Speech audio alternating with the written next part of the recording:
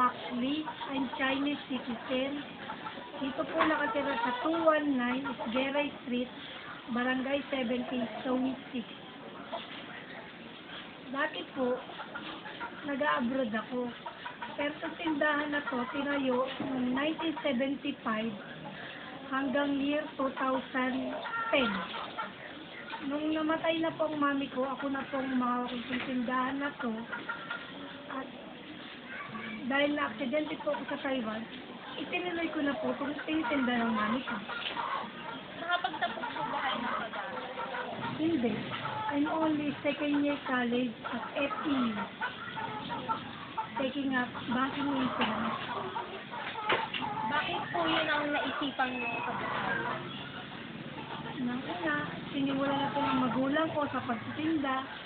Ngayong na-aksidente pa ako, bilang disability, ito lang po may tutulong ko, magbantay ng tindahan.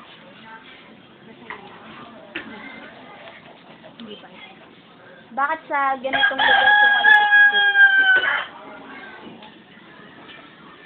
Una-una, mas mabenta po sa lugar na ganito kesa po dun sa looban na wala ka sa pwesto ng mga tricycle, mga jeep, mga bus. Mga dito po malakas na ka.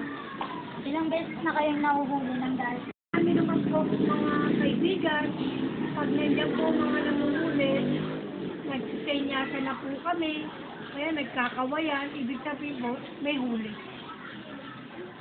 Kung may organisasyon gustong tumulong sa inyo at bigyan kayo ng mas magandang isabubuhay niyo, tatanggapin niyo po ba? Opo.